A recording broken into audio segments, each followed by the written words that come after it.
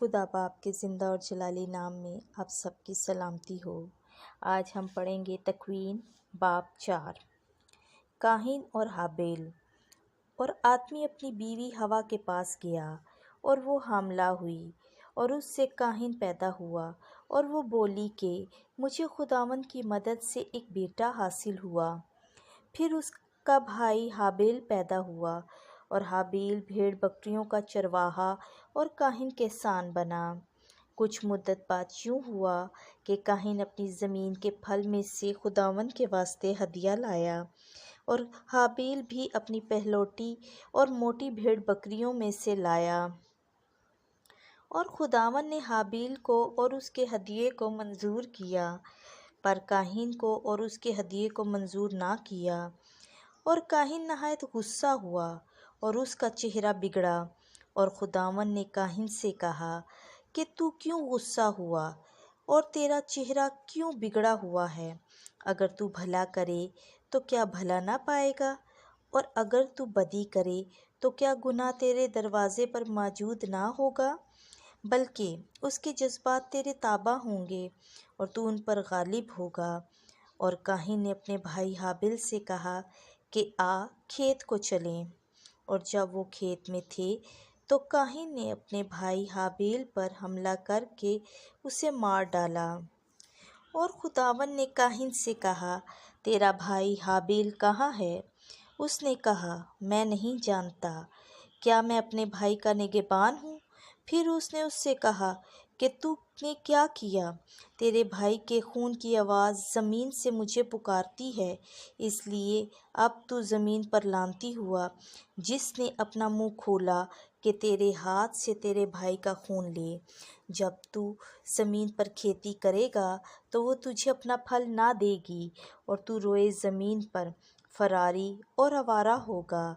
تب قاہین نے خداوند سے کہا کہ میرا قصور ناقابل معافی ہے۔ دیکھ، آج تو مجھے وطن سے نکالتا ہے اور مجھے تیرے حضور سے چھپا رہنا پڑے گا، اور میں روئے زمین پر فراری اور آوارہ ہوں گا، اور جو کوئی مجھے پائے گا قتل کر ڈالے گا۔ تب خداوند نے اس سے کہا ہرگز نہیں، جو کوئی قاہین کو مار ڈالے اس سے 7 گنا بدلہ لیا جائے گا۔ اور خداوند نے قاہین کے لیے ایک نشان ٹھہرایا کہ کوئی اسے پا کر مار نہ ڈالے۔ سو قاہین خداوند کے حضور سے چلا گیا اور عدن کے مشرق کی طرف نوت کی سرزمین میں جا بسا۔ قاہین کی اولاد۔ اور قاہین اپنی بیوی کے پاس گیا اور وہ حاملہ ہوئی اور اس سے ہنوک پیدا ہوا۔ بعد ازاں اس نے ایک شہر بسایا اور اس شہر کا نام اپنے بیٹے کے نام پر ہنوک رکھا۔ اور ہنوک سے ارائد پیدا ہوا اور ارائد سے مہویائیل پیدا ہوا اور مہویائیل سے متوشائیل پیدا ہوا اور متوشائیل سے لامک پیدا ہوا۔ اور لامک نے 2 بیویاں رکھیں، ایک کا نام آدا اور دوسری کا نام سلا تھا۔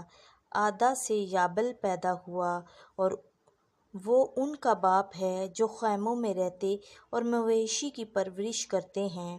اس کے بھائی کا نام یوبل تھا، وہ ان کا باپ ہے جو ارغنان اور بین بجاتے ہیں۔